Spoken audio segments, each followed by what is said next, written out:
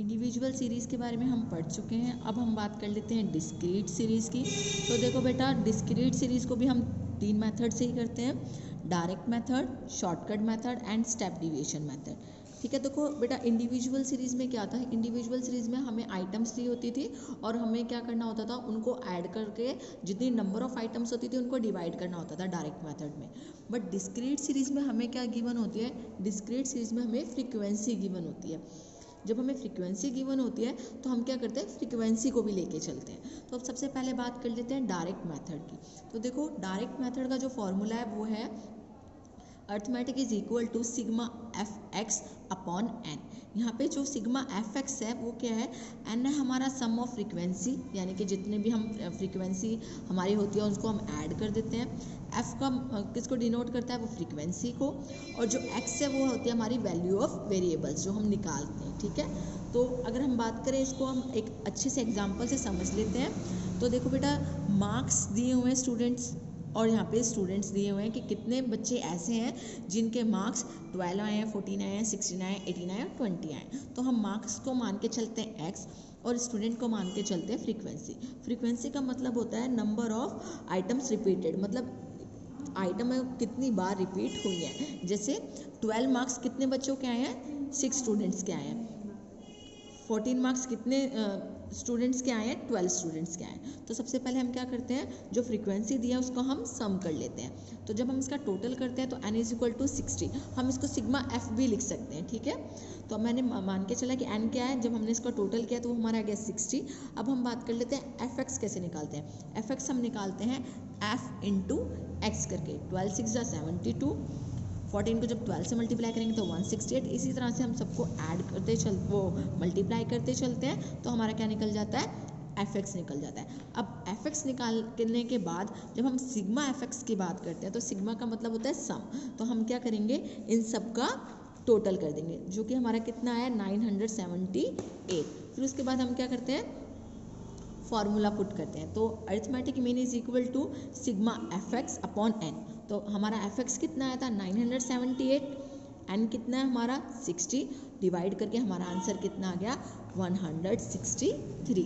तो ये कौन सा मेथड था, ये था हमारा डायरेक्ट मेथड। अब बात कर लेते हैं शॉर्टकट मेथड की। तो देखो, शॉर्टकट मेथड में क्या होता है, जब हमने बात की थी इंडिविजुअल सीरीज़ की तो मैंने आपको बताया था एज्यूम मीन के बारे में, कि एज्यूम मीन हम क्या करते हैं, एज्यूम करके चलते हैं कि हम इतना मानते हैं। ठीक है, तो इसमें क्या शॉर्टकट मेथड में क्या फॉर्मूला है, arithmetic mean is equal to a means assumed mean plus sigma f d x upon sigma f, जिसको हम एन भी बोलते हैं। ठीक है, तो अगर इसको हम दूसरे तरह से कैसे लिख सकते हैं, a plus sigma f d x upon n. यहाँ पे चाहे हम सिग्मा एफ करें यानी कि टोटल हम करें इस फ्रीक्वेंसी का, या एन लिखे, बात एक ही है। ठीक है, और dx निकालने का तरीका मैंने आपको बताया था। dx कैसे निकलता है, x माइनस ए, यानी कि x की वैल्यू हमें दी होती है और ए एज्यूम मीन हमें करना पड़ता है। अब एग्जाम्पल के थ्रू हम इसको और क्लियर कर लेते हैं। एग्जाम्पल में देखो बेटा, वेजिस को हमने x लिया है, वर्कर्स को हमने f लिया है। तो f क्यों लिया है वर्कर्स को, क्योंकि हमें देखना है कि कितने ऐसे वर्कर्स हैं जिनकी वेजिस 120 रुपीज़ है। ठीक है, तो वेजिस हमारी x, वर्कर्स हमने f ले लिया। अब बात कर लेते हैं dx की। dx कैसे निकालते हैं, x माइनस ए करके।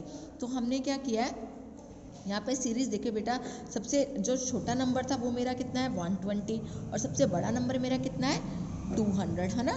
तो मैं क्या करूँगी, अब इसमें से कोशिश करूँगी एज्यूम मीन इस तरह से लूँ, ना तो वो बहुत बड़ी टर्म हो और ना ही बहुत छोटी टर्म हो। ठीक है, तो मैंने a इज इक्वल टू 160 माना है। ठीक है, मैंने a को कितना माना है 160। अब dx कैसे निकालूंगी, x माइनस ए, x माइनस ए यानी कि x कितना है 120 माइनस 160, क्योंकि एज्यूम मीन मैंने कितना माना है 160 माना है। तो जब मैं माइनस करूँगी तो मेरा वैल्यू जो आएगी वो -40 आएगी। इस तरह से मैं सारे निकाल लूँगी, 130 माइनस 160 तो मेरी वैल्यू आ जाएगी -30 -20 0, और जब 160 से अबव होने लगेंगी वैल्यूज़ तो मेरी वैल्यूज़ प्लस में आ जाएंगी। ठीक है, अब बात कर लेते हैं एफ डी एक्स की। अब एफ डी एक्स में क्या करेंगे, D x multiply by F. ठीक है, तो जब मैं 4 को 40 से मल्टीप्लाई करूँगी तो मेरा आंसर कितना आएगा 160, और देन उसके बाद मैं क्या करूँगी, क्योंकि माइनस का साइन है तो -160। फिर ऐसे तरह करके मैंने सारी वैल्यूज़ निकाल ली। अब मैंने क्या किया, जो माइनस वाली वैल्यूज़ थी टर्म से उनको अलग कर लिया, जो प्लस वाली टर्म से उनको अलग कर लिया। अब मैंने प्लस माइनस करके देखा, मैंने देखा कि जो माइनस की वैल्यूज़ निकली है वो ज़्यादा निकली है और जो प्लस वाली आइटम्स की वैल्यू निकली है वो कम निकली है। तो मैंने क्या किया, माइनस करके वैल्यू निकाली तो सिग्मा एफ डी एक्स मेरा माइनस में आया। ठीक है, 390 में से जब हम 190 माइनस करेंगे तो 200 आंसर आएगा, और क्योंकि बड़ी वैल्यू कितनी है हमारी, माइनस वाली है, तो माइनस 200। उसके बाद आप फॉर्मूले की तरफ चलते हैं, x bar is equal to a plus sigma f d x upon n. तो ए कितना एज्यूम किया था, 160 प्लस, अब क्योंकि माइनस 200 निकला है तो मैंने यहाँ पे क्या कर दिया, माइनस का साइन लगा दिया, अपॉन 27 मेरा क्या है, सिग्मा एफ, जिसको हम एन भी कहते हैं।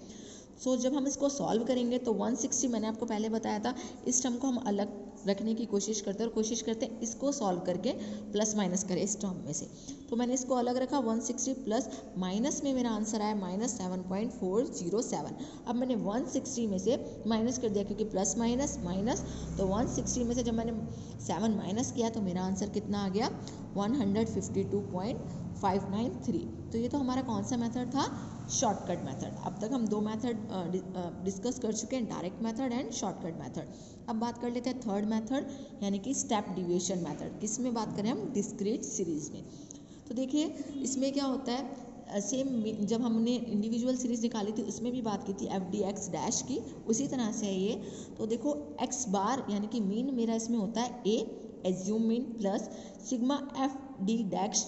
देखो ये एफ डी एक्स डैश का मतलब फॉर्मूला कैसे निकलेगा वो मैं आपको बता दूंगी, अपॉन एन इंटू आई। ठीक है, क्या ये इंटू आई, इस आई को हम मान के चलते हैं कॉमन फैक्टर। अभी बताऊंगी कॉमन फैक्टर क्या होता है। तो i is equal to common factor, और डी एक्स डैश क्या होता है, मैंने आपको डी एक्स निकालना सिखाया है, डी एक्स, और डी एक्स डैश क्या होता है, डी एक्स डैश का मतलब होता है जब हम डी एक्स को आई यानी कॉमन फैक्टर से क्या कर देते हैं, डिवाइड कर देते हैं। Let us take a example. अब देखते हैं इस एग्जाम्पल के थ्रू हम कैसे समझ सकते हैं। मैंने क्या किया, x की वैल्यू लिखी है, f की वैल्यू लिख ली है, अब क्या किया है, dx निकाला है। dx निकालना तो आसान है, क्या करते हैं हम, एज्यूम मीन करते हैं, और एज्यूम मीन को किस में से माइनस कर देते हैं, x में से। तो मैंने आपको पहले भी बताया, एक बार फिर बता देती हूँ कि जो हम a लेते हैं वो ना हम ज़्यादा छोटी टर्म लेते हैं ना ही बड़ी। जैसे देखिए मेरी सबसे छोटी टर्म क्या है 12, और सबसे बड़ी क्या है 20। तो मैं कोशिश करूँगी ऐसी टर्म लेने की जो 12 से बड़ी हो और 20 से छोटी हो। तो मैंने a कितना एज्यूम किया है, 16। ठीक है बेटा, तो फ्रीक्वेंसी मेरी दी हुई है, तो dx क्या हो गया, x माइनस ए, x 12 है और a मेरा कितना है 16। तो मेरी पहली वैल्यू कितनी आ जाएगी, -4 -2024। इस तरह से मेरी वैल्यू निकल गई। अब बात कर लेते हैं dx डैश की। dx डैश क्या होता है, dx यानी कि ये वाली वैल्यू अपॉन आई, आई होता है कॉमन फैक्टर, यानी कि ऐसा कौन सा नंबर है जो इन सब से डिवाइड हो सकता है, इन सब से क्या हो सकता है, डिवाइड हो सकता है। तो देखो मुझे दिख रहा है कि 2 की टेबल में सारे आते हैं, है ना, तो 0 की तो कोई वो ही नहीं है, क्योंकि 0 से अगर हम डिवाइड करेंगे तो 0 ही लिखेंगे। तो इसमें क्या आ जाएगा, जब -4 को 2 से डिवाइड करूँगी -2 -1 0 1 2। ठीक है, इस तरह से मेरे क्या निकल गया, dx डैश निकल गया। अब बात कर लेते हैं एफ डी एक्स डैश की। तो एफ डी एक्स डैश कैसे निकलेगा, सिंपल, मैं dx डैश को किससे मल्टीप्लाई कर दूंगी, f से। तो जब मैं 6 इंटू 2 करूँगी तो मेरा आंसर कितना आएगा, 12, और साइन माइनस का, और फिर जब मैं 12 को 1 से करूँगी तो 12 माइनस 12 साइन माइनस का, क्योंकि यहाँ पे माइनस है। इस तरह से मैं क्या करूँगी, माइनस वाली आइटम अलग कर लूँगी और प्लस वाली अलग। अब प्लस माइनस करके मेरी वैल्यू देखने में प्लस वाली जो वैल्यू है उसकी वैल्यू ज़्यादा है, तो इस तरह से जब 15 18 करूँगी तो मेरा कितना आ जाएगा, 33 आ जाएगा। तो इसमें आ जाएगा मेरा answer sigma f d x is equal to 9। Clear, तो अब इसको सॉल्व कर लेते हैं। सो अरिथमेटिक मीन यानी x bar is equal to a plus sigma f d x dash upon n into i. अब हमारे पास सबकी वैल्यूज़ है, हमें सिर्फ वैल्यू पुट करनी है। तो a is equal to 16 plus 9 मेरा क्या निकला था, एफ डी एक्स डैश निकला है 9 अपॉन में n मेरा क्या था, frequency, sum of frequency 60 into 2 क्या है मेरा कॉमन फैक्टर यानी कि i। जब मैं इसको सॉल्व करूँगी तो मेरा निकलेगा 16, तो यहाँ पे ये रहने देंगे, और प्लस 0.3, तो आंसर कितना हो जाएगा 16.3। तो अब तक हम दो सीरीज़ की बात कर चुके हैं, डिस्क्रीट सीरीज़ और इंडिविजुअल सीरीज़। अब हम लास्ट सीरीज़ की बात कर लेते हैं, कंटिन्यूअस सीरीज़। तो देखो बेटा कंटिन्यूअस सीरीज़ में क्या होता है, कंटिन्यूअस नाम से ही क्लियर होता है। जब हमने क्लासिफिकेशन ऑफ डाटा पढ़ा था तब हमने 2 सीरीज पढ़ी थी, डिस्क्रीट सीरीज जिसमें जंबल होता है, जिसमें होल वर्ड्स होते हैं, हमारे होल नंबर्स होते हैं जैसे 1 2 3 4, ठीक है। और कंटिन्यूस सीरीज में हमने क्या पढ़ा था कि हम इसको फ्रैक्शन यानी कि पॉइंट्स में भी लिख सकते हैं क्योंकि ये कंटिन्यूसली होती है, जैसे कि 0 to 10 यानी कि 0 से 10 तक सारी वैल्यू। कहने का मतलब ये है जो कंटिन्यूस सीरीज होती है उसमें हम क्लास इंटरवल लेके चलते हैं, ठीक है। क्लास इंटरवल्स क्या होते हैं, मिड वैल्यूज क्या होती है, ये सब हम क्लासिफिकेशन ऑफ डाटा वाले चैप्टर में क्लियर कर चुके हैं। अगर आपको फिर भी क्लियर ना हो तो इसकी वीडियो डली हुई है बेटा, आप उसको एक बार अच्छे से देख लेना, ठीक है। अब बात करते हैं कंटिन्यूस सीरीज में वही 3 मेथड्स यूज़ करेंगे। फर्स्ट हमारा डायरेक्ट मेथड, फिर सेकंड है शॉर्टकट मेथड और थर्ड है हमारा स्टेप डिविएशन मेथड। बात कर लेते हैं डायरेक्ट मेथड की। डायरेक्ट मेथड में क्या होता है, x bar is equal to sigma f m. यहाँ पर m का मतलब है हमारा मिडल वैल्यू। क्या मतलब है यहाँ पे m का मिडल वैल्यू, अभी मैं आपको बताऊंगी वो कैसे निकालते हैं, एक बार फॉर्मूला देख लेते हैं। तो x bar is equal to sigma f m upon n। अब एग्जाम्पल के थ्रू आपको और अच्छे से क्लियर हो जाएगा। देखिए बेटा, इनकम को मैंने किस में लिया है, क्लास इंटरवल्स में। जब हम कंटिन्यूस सीरीज की बात करते हैं तो हम किसकी बात करते हैं, क्लास इंटरवल्स की, ठीक है। तो इनकम क्या है मेरी 10 to 20, 20 to 30, इस तरह से मेरी इनकम है। मिडल वैल्यू क्या होती है बेटा, मिडल वैल्यू निकालना बहुत ईजी होता है। हम क्या करते हैं, इसको हम मान के चलते हैं लोअर टर्म्स, इसको हम मान के चलते हैं अपर टर्म, ठीक है, यानी कि लोअर लिमिट और अपर लिमिट। तो जब हम क्या करते हैं मिड वैल्यू निकालने के लिए, लोअर लिमिट यानी कि 10 प्लस अपर लिमिट को डिवाइडेड बाय 2, क्योंकि ये 2 है ना, तो 10 और 20 इज 30, 30 डिवाइडेड बाय 2 इज 15। इस तरह से हम क्या निकालते हैं, मिडल वैल्यूज निकालते हैं। तो हर किसी की निकल जाएगी, वैसे तो इजी है, वैसे ही निकालेंगे। तो देखो डिफरेंस जो है इधर भी 10 10 का आ रहा है, तो ऑब्वियस है मिडल वैल्यू इधर भी 10 10 का आएगा।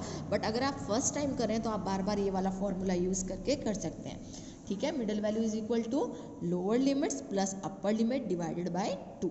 तो इस तरह से मैंने क्या निकाल ली, मिडल वैल्यू निकाल ली।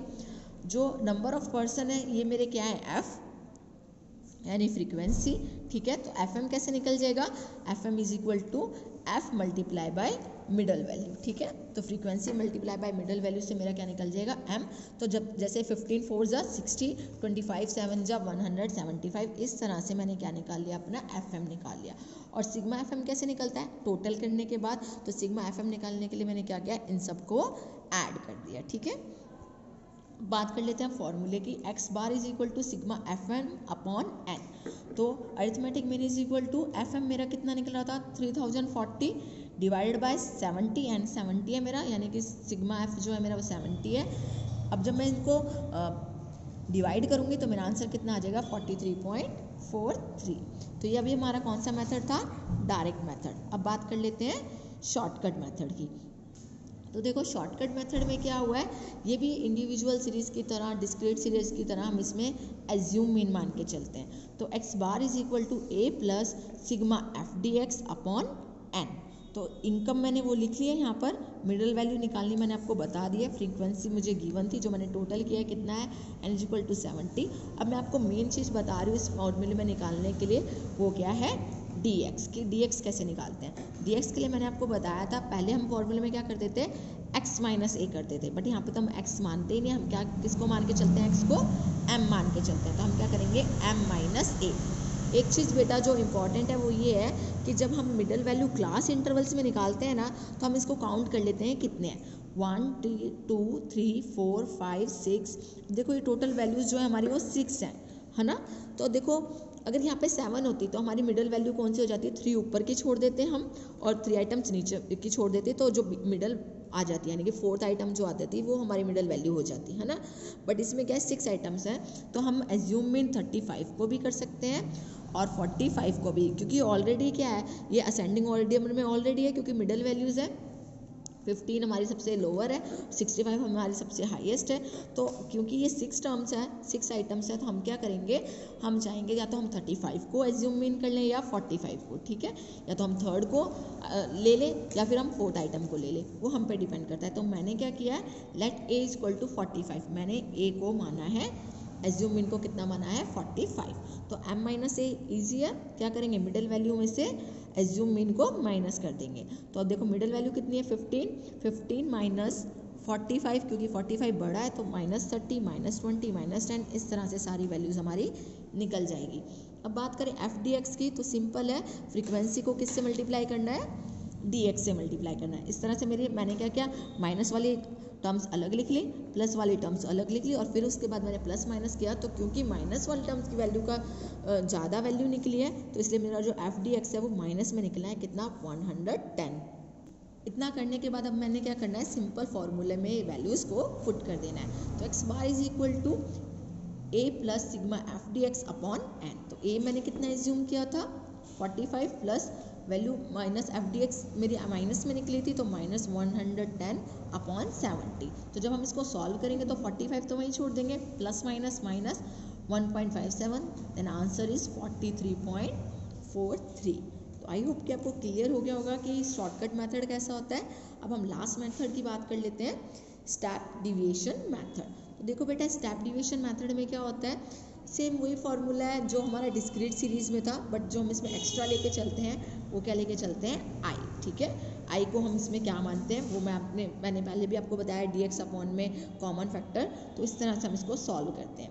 तो सबसे पहले क्लास इंटरवल मैंने यहाँ पे लिख लिए हैं, 0 to 100, 100 to 100। ठीक है, फ्रीक्वेंसी हमें गिवन होगी, क्लास इंटरवल और फ्रीक्वेंसी हर क्वेश्चन में हमें गिवन होगी जब हमें सॉल्व करना होगा। ठीक है, अब हमें इस क्लास इंटरवल के थ्रू क्या निकालना है, मिड पॉइंट्स निकालने हैं। तो मिड पॉइंट्स मैंने निकाल लिए। ठीक है, क्या क्या, 0 और 100 के बीच में क्या होगा, 0 plus 100 divided by 2 is 50, 100 plus 200 divided by 2 is 150। इस तरह से मेरी क्या आ गए, मिड पॉइंट्स आ गए। अब बात कर लेते हैं x माइनस ए। मैंने आपको पहले भी बताया था, पहले हम क्या करते हैं, a निकालने के लिए क्लास इंटरवल्स में इन आइटम्स को काउंट करके देखते हैं कितनी है, 1 2 3 4 5 6 7 8 9 10। तो आइटम कितनी है, ये मेरी 10 आइटम्स है।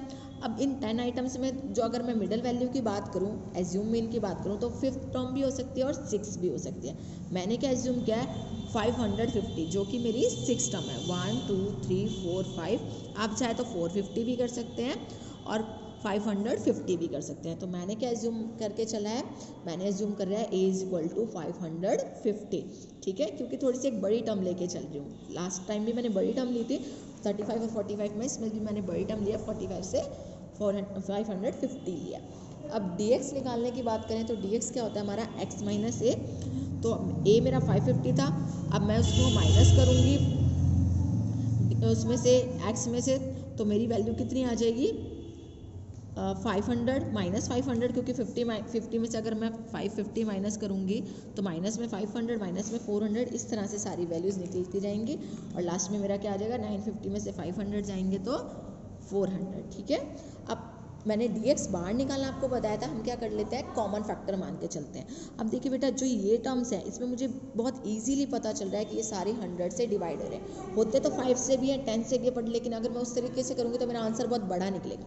मुझे कोशिश क्या करनी है कि मेरा आंसर छोटा निकले, इसीलिए मैं क्या कर रही हूँ, सबको छोटा मान के सबसे बड़ी टर्म से इसको डिवाइड कर रही हूँ। तो dx bar is equal to dx upon i मैंने कितना मारा है, 100। तो मेरा आंसर इस तरह से क्या आ जाएगा, -5 -4 -3, इस तरह से सॉल्व हो जाएगा। ठीक है, अब एफ डी एक्स बार में क्या करूँगी, एफ से मल्टीप्लाई करती चलूँगी बस, 4 × 5 इज़ 20 और साइन माइनस का, तो इस तरह से मेरा एफ डी एक्स डैश कितना निकल जाएगा एंड में, -16। अब बात कर लेते हैं फॉर्मूले में वैल्यूज़ पुट करने की। तो x bar is equal to a plus sigma f d x bar upon n into i. तो 550 प्लस, अब जो वैल्यू लगा देंगे, -16 116 इंटू 100। जब हम इसको सॉल्व करेंगे पूरा तो हमारी वैल्यू कितनी आ जाएगी, 536.2। अब बेटा कंटिन्यूस सीरीज़ में कुछ स्पेशल केस भी होते हैं, उनके बारे में भी हम डिस्कशन कर लेते हैं। पहला है इंक्लूसिव सीरीज़। बेटा जब मैंने क्लासिफिकेशन वाला चैप्टर बताया था तो मैंने आपको बताया था कि हम इंक्लूसिव सीरीज़ को एक्सक्लूसिव सीरीज़ में कैसे चेंज करते हैं। एक बार फिर से रिपीट कर लेते हैं। इंक्लूसिव सीरीज़ वो सीरीज़ होती है जिसमें हमारी जो अपर टर्म और लोअर टर्म होती है नेक्स्ट वाले की, वो सेम नहीं होती। ठीक है, एक्सक्लूसिव में तो सेम होती है। एग्जाम्पल के लिए देखो बेटा, जब मैंने बताया था 0 to 100, 100 to 200, तो ये वाली टर्म नेक्स्ट वाले की लोअर लिमिट बन गई थी। बट जब हम इंक्लूसिव सीरीज़ की बात करते हैं तो 4 to 6 नेक्स्ट टर्म हमारी ऑटोमेटिकली चेंज होकर कितनी आ गई, 7 to 9, 10 to 12। तो ये हमारी इंक्लूसिव सीरीज़ होती है, जिसमें क्या होता है, जो लोअर टर्म होती है ना फर्स्ट की, जो अपर टर्म होती है वो नेक्स्ट वाले की लोअर टर्म नहीं बनती। तो हमें क्या करना पड़ता है, इसको चेंज करना पड़ता है, किसमें, एक्सक्लूसिव सीरीज़ में। अब देखो चेंज करने के लिए क्या करते हैं, चेंज करने के लिए जो हमारी जो लोअर टर्म होती है उसमें से हम 0.5 माइनस करते हैं और जो अपर टर्म होती है उसमें हम 0.5 ऐड करते हैं। अब देखो ये क्यों करते हैं, क्योंकि 4 to 6, 7 to 9 इन दोनों की टर्म में कितने का डिफरेंस है, 1 का, है ना, कितने का डिफरेंस है, 1 का। तो हम इसको डिवाइडेड बाय 2 कर देते हैं, क्योंकि 2 टर्म है तो हमारा आंसर कितना आता है 0.5। तो हम क्या करते हैं, जो लोअर टर्म होती है उसमें से 0.5 माइनस कर देते हैं और जो अपर टर्म होती है उसमें 0.5 ऐड कर देते हैं। इस तरह से हमारी वैल्यू निकलेगी। 4 minus 0.5 is 3.5 and 6 plus 0.5 is 6.5। तो ये मेरी आपके आ गई एक्सक्लूसिव सीरीज आएगी। उसके बाद तो सेम वही क्वेश्चन होता है, आपको मिडल पॉइंट दिए होते हैं, आप इसमें सब क्या कर सकते हो, 3.5 और 6.5 में से आप मिडल पॉइंट निकाल सकते हो। ईजी है वो, क्योंकि इन दोनों का डिफरेंस कितना है आपका 3 है। अगर आप करेंगे तो 3.5 और 6.5 का, तो इन दोनों को आपको ऐड करना है डिवाइडेड बाय 2। 3.5 और 6.5 is 10 divided by 2 is 5। 6.5 9.5 is 16 divided by 2 is 8। तो इस तरह से आप मिडल वैल्यू तो आप निकाल ही लेते हैं इसकी, मिड पॉइंट जो मैंने पहले प्रीवियसली भी बता दिया है आपको। फ्रीक्वेंसी हमें गिवन ही होगी और फिर बाद में क्वेश्चन वैसे ही सॉल्व करना है जैसा कि अभी तक हम करते आए हैं। अब बात कर लेते हैं ओपन एंडेड सीरीज़ की। तो बेटा देखो, ओपन एंड का मतलब क्या होता है, ये सब हम क्लासिफिकेशन में पढ़ चुके हैं, बट फिर भी मैं आपको रिवाइज करवा देती हूँ। ओपन एंड इंटरवल वो होते हैं जिसमें या तो आपकी लोअर वैल्यू नहीं दे रखी होती सबसे, ठीक है, या फिर हमारी अपर वैल्यू नहीं दे रखी होती। वो हमारे कौन से होते हैं, ओपन एंड इंटरवल्स। अब देखो हम ओपन एंड इंटरवल्स को कैसे सॉल्व करते हैं, हम इस तरह से सॉल्व करते हैं कि ओपन एंडेड की जब ऊपर वाली वैल्यू यानी लोअर वैल्यू नहीं दी होती तो हम नीचे वाली देखते हैं वो कितनी है। जैसे लेस देन 4 लिखा है, नीचे क्या है 4 to 6, तो समझ में आ रहा है कितने का डिफरेंस है इसमें, 2 का। तो मैं कोशिश करूंगी जो ऊपर वाली वैल्यू होगी उसमें भी कितने का डिफरेंस हो, 2 का। तो 2 to 4, 4 to 6, ठीक है। अब नीचे वाली में देखो ये अबव 24 दिया है और इससे पहले वाली में क्या लिखा है 18 to 24। तो 18 to 24 में कितने का डिफरेंस है, 6 का। तो कोशिश करनी है कि नीचे वाले में भी कितने का डिफरेंस आ जाए, 6 का आ जाए। तो यानी कि अबव 24 कितना हो जाएगा 24 to 30। इसके अलावा एक और मेथड है जिसमें हमने पढ़ा था क्लासिफिकेशन में कि अनइक्वल सीरीज होती है उसको इक्वल करना और फिर आगे उसको फर्दर हम उसको प्रोसेस में लाके पूरा क्वेश्चन सॉल्व करते हैं। वो भी तरीका है बट वो थोड़ा लेंथी पड़ता है बेटा। तो मैं कोशिश कर रही हूँ आपको बहुत ईजी वे में बता दूँ कि अगर आपके ऊपर वाली लेस देन वाली फ्रीक्वेंसी नहीं है, ठीक है, लोअर वैल्यू नहीं दे रखी, तो आप उसकी एक नीचे वाली टर्म देख लो, और अगर मान के चल रहे हैं हमारे लास्ट में अबव वाली टर्म नहीं देख रखी तो उसकी एक ऊपर वाली टर्म देख लो, उनमें जितना डिफरेंस है वही डिफरेंस आप सेम रख सकते हैं और उसके बाद सेम क्वेश्चन वैसे ही सॉल्व होगा जैसे अभी तक हम करते आए कंटिन्यूस सीरीज। अब बात कर लेते हैं क्यूमुलेटिव सीरीज़ की। तो बेटा क्यूमुलेटिव सीरीज़ क्या होती है, जिसमें हम ऐड ऑन करते चलते हैं, है ना। मैं फिर बार बार आपको एक बात बोल रही हूँ बेटा, ये चैप्टर समझने के लिए आप प्लीज़ क्लासिफिकेशन ऑफ डाटा वाली वीडियो देख लेना। अगर वो क्लियर हो जाएगी आपको तो ये समझना थोड़ा आसान हो जाएगा, ठीक है। तो क्यूमुलेटिव सीरीज़ हम पढ़े थे कि इतनी तरह की होती है, दो, एक होती है लेस देन और एक होती है मोर देन, ठीक है। तो लेस देन का मतलब क्या होता है, यानी कि उससे कम उससे कम उससे कम, और मोर देन का मतलब क्या होता है उससे ज़्यादा उससे ज़्यादा उससे ज़्यादा। तो देखो अगर क्लास इंटरवल में लिखा हुआ है लेस देन 10 तो इसका मतलब 10 से कम वाली टर्म कितनी है, लेस देन 20 यानी कि 20 से कम वाली टर्म कितनी है, 20 से कम वाली टर्म में जो लेस देन 10 वाली टर्म है वो भी इंक्लूडेड होगी। इस बात समझ में आ रही है। देखो अगर मैं बोलूँ 10 साल से कम उम्र वाले बच्चे, ठीक है, और मैं बोलूँ 20 साल से कम उम्र वाले बच्चे, तो उसमें वो इंक्लूड होंगे ना जो 10 साल से कम उम्र वाले बच्चे हैं। इस तरह से थोड़ा समझ के करना कि लेस देन 20 में लेस देन 10 वाले इंक्लूड है, लेस देन 30 में लेस देन 20 और 10 दोनों वाले इंक्लूड है। इस तरह से हमारी फ्रीक्वेंसी चलती है, ठीक है। अब इसको सॉल्व कैसे करें, तो देखो अगर मेरे को ये दिया हुआ है कि लेस देन 10 में 3 थे, लेस देन 20 में 12 थे, तो निकालें कैसे। तो सबसे पहले मैं इसको क्लास इंटरवल में चेंज करूँगी, 0 to 10, 10 to 20, 20 to 30, 30 to 40। अब इसकी फ्रीक्वेंसी कैसे निकालूंगी, जो बेटा ये दी है ये हमें दिया है क्यूमुलेटिव फ्रीक्वेंसी, यानी कि ऐड ऑन करती हुई, जैसे कि 3 हुए, फिर 12 हुए, फिर 28 हुए, 49 हुए, ठीक है। अब ये जो मेरी क्यूमुलेटिव फ्रीक्वेंसी है ना, अब इससे मैं फ्रीक्वेंसी निकालूंगी कैसे, कि 0 to 10 में तो लेस देन 10 में तो 3 थे, 3 लिख दिया। अब देखो लेस देन 20 में 12 है, इसका मतलब 3 कौन से इंक्लूड है, जो 10 में थे, तो मैं उसको माइनस कर दूंगी, तो 12 माइनस 3 आंसर इज 9। अब आगे ऐसे ही करते चलेंगे। लेस देन 30 में कितने इंक्लूड हो गए, जो किस में पहले से इंक्लूड है 20 में, तो मैं 28 कर दूंगी माइनस 12, तो मेरी फ्रीक्वेंसी कितनी आ जाएगी 6। अब 49 में कितने होंगे, 49 जो पहले 28 तो पहले से इंक्लूड थे, उसको मैं माइनस कर दूंगी तो मेरा आंसर आ जाएगा 21। इस तरह से ये वाली जो मेरी फ्रीक्वेंसी है जिसमें हम ऐड ऑन करते चलते हैं, इसे क्यूमुलेटिव फ्रीक्वेंसी कहते हैं, लेस देन क्यूमुलेटिव फ्रीक्वेंसी जिसमें हम ऐड ऑन करते चलते हैं और इसके थ्रू हम क्या निकाल लेते हैं, अपनी फ्रीक्वेंसी निकाल लेते हैं। ठीक है, अब बात कर लेते हैं more than cumulative frequency. More than में क्या होता है, हम ये देख के चलते हैं मोर देन 60 यानी कि मोर देन 50, यानी कि मोर देन 60 मतलब 60 to 70, मोर देन 50 मतलब 50 to 60। ठीक है, तो सबसे पहले मैं क्या करूँगी, अब देखो इसमें वैल्यू दी हुई है मोर देन 60 यानी कि 60 से 70 वाले बच्चे सिर्फ 2 हैं। मोर देन 50 यानी कि मोर देन 50 का मतलब हो गया 50 से ऊपर वाले, जिसमें 60 से ऊपर वाले भी इंक्लूड होंगे, तो वो है 9। इस तरह से बेटा देखो क्या करने हैं, हमें ये फ्रीक्वेंसी ध्यान रखनी है और ये फ्रीक्वेंसी ध्यान रखनी है। अब मैं मोर देन की फ्रीक्वेंसी को सबसे पहले किस में चेंज करूँगी, क्लास इंटरवल्स में। तो क्लास इंटरवल में चेंज किया 60 to 70, क्योंकि मोर देन 60 लिखा है और मुझे दिख रहा है कि सब में जो गैप है वो 10-10 का है, तो 60 to 70, 50 to 60। ये जो मेरी यहाँ पे लोअर होगी ना, वो इधर वाले की क्या बन जाएगी, अपर वैल्यू। ठीक है, अगर आप ध्यान से देखेंगे तो उसमें तो उल्टा होता है, इसमें हम क्या करते हैं, जो हमारी लोअर वैल्यू होती है उसको अपर वैल्यू मान के चलते हैं। तो 60 to 70, 50 to 60, इस तरह से मेरे क्लास इंटरवल बन जाएंगे। अब मोस्ट इंपॉर्टेंट क्या मेरे को फ्रीक्वेंसी बनाना। देखो कैसे बनाई है, पहले वाले में 2 थी, मोर देन 60 में तो 2, क्योंकि ऊपर तो कोई फ्रीक्वेंसी दे नहीं रखी। अब 50 to 60 की कैसे निकालूंगी, मोर देन 59 थे बट 2 किसके थे, 60 to 70 वाले के, तो 9 में से 2 माइनस 7। ठीक है, अब ऐसे ही अगर देखो मोर देन 50 में कितने, मोर देन 40 में कितने हैं हमारे 21 है, तो 9 किसके थे ऑलरेडी, 9 तो पहले ही दिए रखे थे कि जो मोर देन 50 में थे, तो 21 में से मैं 9 माइनस कर दूंगी तो मेरे कितने आ जाएंगे 12। इस तरह से क्या करते हैं हम मोर देन फ्रीक्वेंसी की वैल्यूज़ निकाल लेते हैं। तो आई होप कि आपको समझ में आ गया हो कि कंटिन्यूस सीरीज़ में जो स्पेशल केस है इंक्लूसिव सीरीज़ का, ओपन एंड इंटरवल्स का और क्यूमुलेटिव सीरीज़ का, वो किस तरह से हैंडल करना है और आप इससे अपने अच्छे से जो बुक्स के क्वेश्चन है उसे सॉल्व कर सकें। और इसके बावजूद भी अगर कोई क्वेश्चन आपके सॉल्व नहीं होते हैं तो आप मुझे बता सकते हैं। Thank you students.